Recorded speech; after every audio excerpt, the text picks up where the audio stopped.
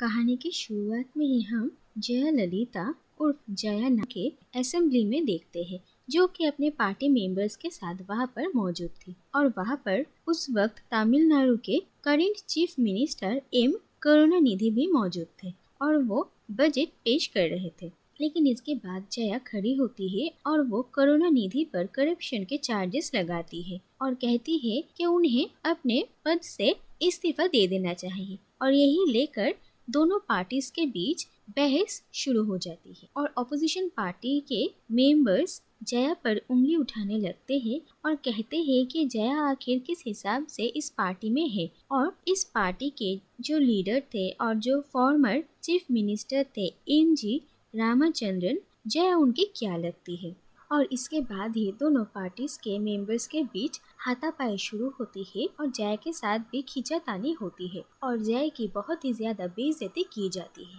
इसके बाद जया और उनके साथ उनके एमएलएस को असेंबली से बाहर निकाल दिया जाता है। और आज जो कुछ भी हुआ इससे जया बहुत गुस्सा होती है और वो असेंबली के बाहर ही ये वादा करती है कि वो अगली बार चीफ मिनिस्टर बनकर ही यहाँ पर कदम रखेगी और फिर वो वहाँ से चली जाती है। इसके बाद कहानी कुछ साल पीछे जाती है, जहाँ पर हम देखते हैं कि जया एक नई एक्ट्रेस थी और दूसरी तरफ हम एम जी रामाचंद्रन उर्फ MGR को देखते हैं, जो कि तब अपने फिल्म करियर में पीक पे थे और लोग उन्हें अपना भगवान मानते हैं। दूसरी तरफ RM वीरप्पन, जो कि एक प्रोड्यूसर थे, वो हमेशा चाहते थे कि MGR की जो लोगों में छवि है वो हमेशा अच्छी रहे और लोग जो उन्हें भगवान मानते हैं इस पर किसी की आँच न आए। इसीलिए वो हमेशा चाहते थे कि MGR की फिल्म की जो हीरोइन होंगी वो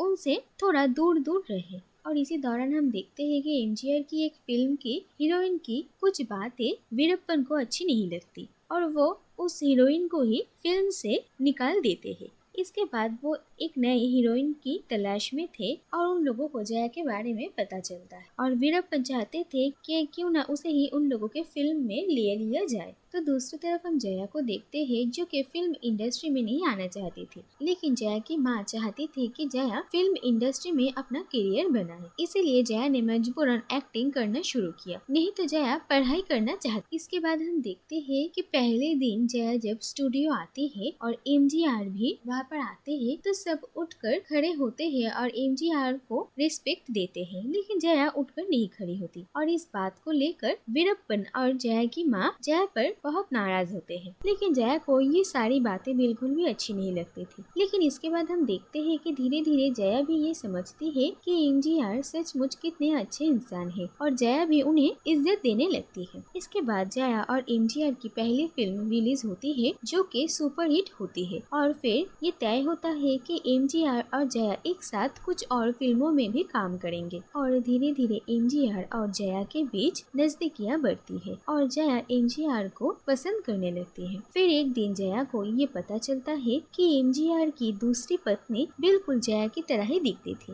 लेकिन वो अब इस दुनिया में नहीं है। लेकिन MGR के साथ जया की ये नजदीकी वीरप्पन को बिल्कुल भी अच्छा नहीं लगा और वो जया को हमेशा MGR से दूर रखने की कोशिश करते थे, जो बात जया भी समझती है और इसीलिए वो वीरप्पन को और भी ज्यादा गुस्सा दिलाने के लिए वो हमेशा MGR के साथ साथ ही रहा करते थे। इसके बाद एक दिन MGR के घर में उनसे मिलने के लिए एक आदमी आते हैं, जो कि MGR के ऊपर गोली चलाकर वहाँ से भाग जाते हैं और MGR के गर्दन पर गोली लगती है और उन्हें हॉस्पिटल में एडमिट किया जाता है। और इसके बाद जब जया को इसके बारे में पता चलता है तो वो भी MGR से मिलने के लिए हॉस्पिटल में आती है और तब वो MGR के साथ MGR की पत्नी जानकी को देखती है और जया को समझ में आता है कि वो चाहे MGR से कितने भी प्यार क्यों ना करे, वो हमेशा उनकी जिंदगी में एक दूसरी औरत बनकर ही रहेगी और जया को ये बात बहुत बुरी लगती है। इसके बाद धीरे धीरे MGR ठीक होने लगते हैं और उनके ठीक होने के बाद जब वो फिर से फिल्म की शूटिंग स्टार्ट करते हैं तो जया को ये पता चलता है कि वीरप्पन ने जया के बदले किसी और एक्ट्रेस को हायर कर लिया है। और जब जया इसके बारे में MGR से बात करती है तो MGR जया को कहते हैं कि ये बस एक ही फिल्म की बात है और ये कहकर वो इस बात को टाल देते हैं। लेकिन जया को भी ये अच्छा नहीं लगता और वो एक इंटरव्यू में MGR के राइवल शिवाजी गणेशन की बहुत तारीफें करती है। जिसके बाद शिवाजी गणेशन के साथ जया को एक फिल्म का ऑफर आता है और उन दोनों की फिल्म बॉक्स ऑफिस में बहुत सक्सेसफुल होती है। तो दूसरी तरफ हम देखते हैं कि एमजीआर की फिल्म फ्लॉप होती है और एमजीआर को समझ में आता है कि उनकी और जया की जोड़ी पब्लिक को बहुत पसंद है और अगर उन्हें अपनी अगली फिल्म हिट करवानी है तो उन्हें जया का साथ चाहिए। और फिर एमजीआर जया से मिलने के लिए जाते हैं और उससे माफी मांगते हैं और जया को फिर से अपने साथ फिल्मों में काम करने के लिए कहते हैं और जया मान जाती है। इसके बाद हम देखते हैं कि एमजीआर पॉलिटिक्स में भी इन्वॉल्व है। वो अपने दोस्त एम करुणानिधि के पॉलिटिकल पार्टी को सपोर्ट करते हैं, लेकिन एमजीआर एक बहुत बड़े एक्टर थे और वो फिल्मों के शूटिंग में बहुत बिजी रहा करते थे, इसीलिए वो पॉलिटिकल पार्टी में अपनी जिम्मेदारियां पूरी तरीके से नहीं निभा पाते थे, जिस बात को लेकर उनके और करुणानिधि के बीच दरारें आ जाती है और धीरे धीरे एमजीआर को ये समझ में आता है कि करुणानिधि उन्हें पार्टी से बाहर निकालने के बारे में सोच रहे हैं और इसके बाद एमजीआर को कहा जाता है कि अगर उन्हें पॉलिटिक्स में रहना ही है तो उन्हें अपना फिल्म करियर छोड़ना पड़ेगा, जिससे वो बिल्कुल भी खुश नहीं होते। और इसके बाद वीरप्पन और एमजीआर मिलकर तय करते हैं कि क्यों न वो अपनी एक नई पॉलिटिकल पार्टी बनाए, लेकिन वीरप्पन एमजीआर को समझाते हैं कि अगर उन्हें नए तरीके से शुरू करना ही है तो उन्हें जया का साथ छोड़ना पड़ेगा, क्योंकि जया के साथ एमजीआर को लेकर तरह तरह की बातें होती है जो कि उनके इमेज के लिए बिल्कुल भी ठीक नहीं है और एमजीआर भी इस बात को समझते हैं। इसके बाद एमजीआर एक दिन जया से मिलते हैं और वो जया को कहते हैं कि वो अपनी एक नई पॉलिटिकल पार्टी शुरू करने वाले हैं और वो अब अपना पूरा ध्यान इस पार्टी में ही देंगे और वो जया के साथ अपने सारे रिश्ते तोड़कर चले जाते हैं। और एमजीआर के ऐसे अचानक जया की जिंदगी से चले जाने की वजह से जया काफी दुखी हो जाती है और इसके तुरंत बाद ही जया की माँ की भी मौत हो जाती है, जिससे कि जया और भी ज्यादा टूट जाती है और वो अपनी जिंदगी में पूरी तरीके से अकेली पड़ जाती है। इसके बाद एक दिन जया जब फ्लाइट में थी तब अचानक जया के पास के सीट में ही एमजीआर आकर बैठते हैं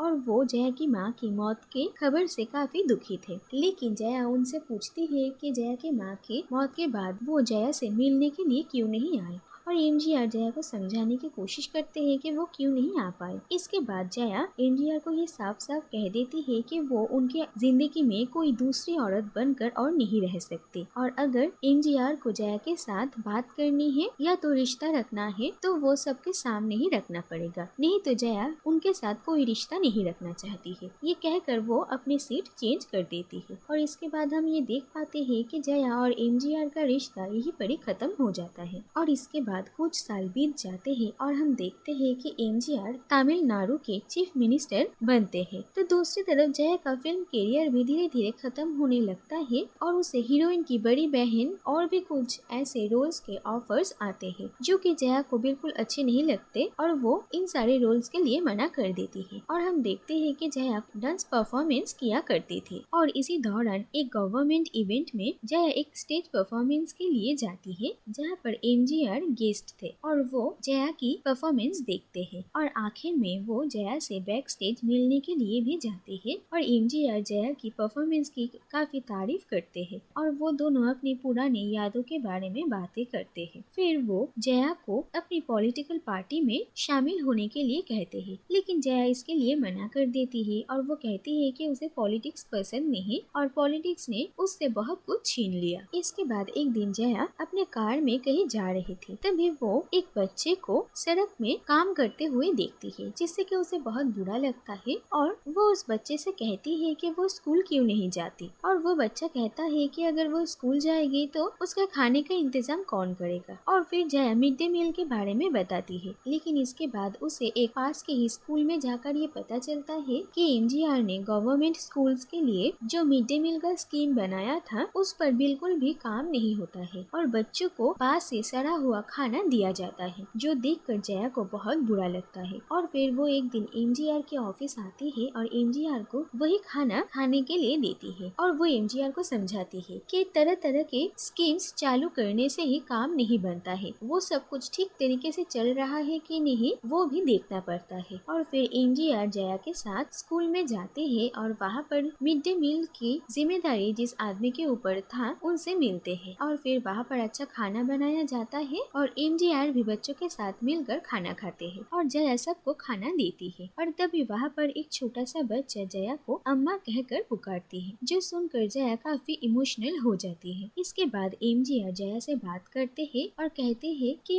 वो अकेले इतना सब कुछ नहीं संभाल सकते। अगर जया उनके साथ रहेगी तो वो इन सारे कामों को देख पाएगी। और जया भी अब एमजीआर के साथ काम करने के लिए तैयार हो जाती है और Jaya mid day meal schemes और स्कूल के बाकी सारे कामों को देख रही थी। और धीरे धीरे जया इस पॉलिटिकल पार्टी में अपनी एक खास जगह बना लेती है। और इसके बाद जब इलेक्शन करीब आ रहा था तो ऑपोजिशन पार्टी इस बात का मुद्दा बनाते हैं कि ये पार्टी सिर्फ जया की बातों से ही चलती है और ये सब कुछ कहकर वो पब्लिक को जया के खिलाफ उकसाती है। और इसके बाद एक दिन जब जया एक जगह पर आती है तो पब्लिक इतनी गुस्से में थी कि वो जया के ऊपर पत्थर बरसाने लगती है और वो सिर्फ एमजीआर को ही चाहते थे। लेकिन फिर जया डट कर उन सब का सामना करती है और वो सबके सामने अपनी बात रखती है, सबको शांत करती है। धीरे धीरे वहाँ पर मौजूद सभी इंसान जया की बातों को समझते हैं और जया को मानने लगते हैं। इसके बाद जया को पार्टी का प्रोपेगेंडा सेक्रेटरी बनाया जाता है। इसके बाद जया एमपी बनती है और वो न्यू दिल्ली प्राइम मिनिस्टर से मिलने के लिए जाती है। और राज्यसभा के एक सेशन के दौरान जया साउथ इंडिया के सिचुएशन को प्राइम मिनिस्टर के सामने रखती है और वो इतने अच्छे से बात करती है कि सब सुनकर हैरान रह जाते हैं। और प्राइम मिनिस्टर जया से साउथ इंडिया के इश्यूज को लेकर बातें करती है। इसके बाद जया दिल्ली के पार्टी के साथ एक अलायंस बनाती है, जो बात एमजीआर को टीवी न्यूज से पता चलती है। और ये देखकर वीरप्पन एमजीआर को कहते हैं कि जया किसी से बिना कुछ पूछे इतना बड़ा फैसला कैसे ले सकती है। और एमजीआर को भी ये बात अच्छी नहीं लगती। और फिर जया जब चेन्नई वापस आती है तो वीरप्पन उसे कहते हैं कि जया को निकाल दिया गया है। सुनकर जया काफी गुस्सा होती है और फिर वो एमजीआर से फोन पर बात करने की कोशिश करती है, लेकिन उन दोनों के बीच सिर्फ खामोशियां ही रहती है। इसके बाद जया को ये पता चलता है कि एमजीआर अपनी ट्रीटमेंट के लिए यूएसए चले गए हैं। और इसके बाद ही वीरप्पन को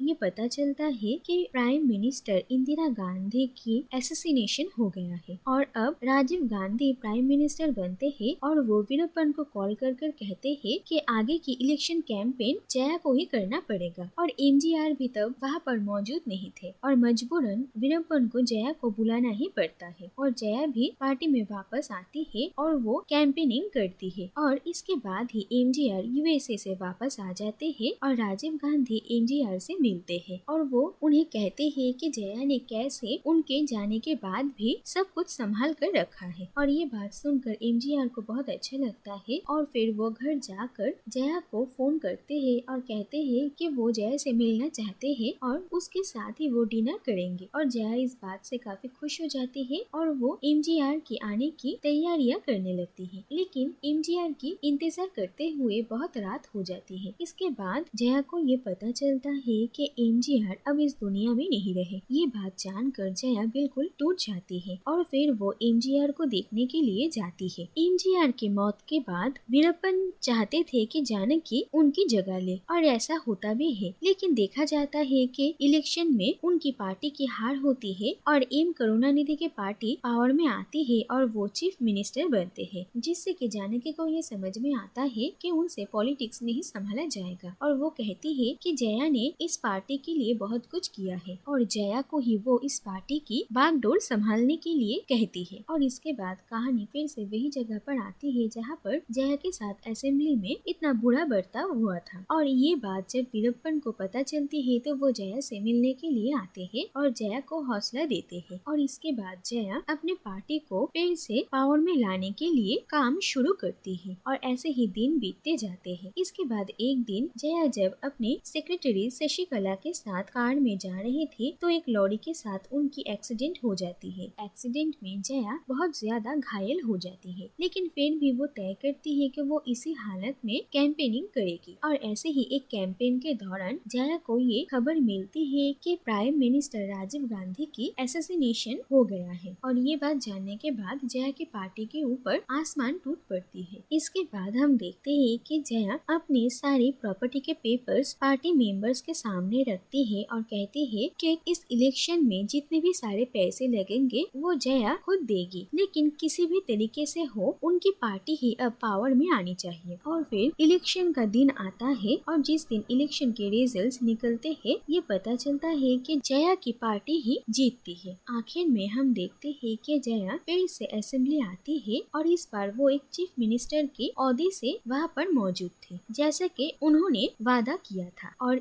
फिर जया को वो इज्जत दी जाती है जो कि वो डिजर्व करती है और चीफ मिनिस्टर बनने के बाद जया अपने आगे के काम शुरू करती है। और इसी के साथ ये कहानी यही पर खत्म हो जाती है।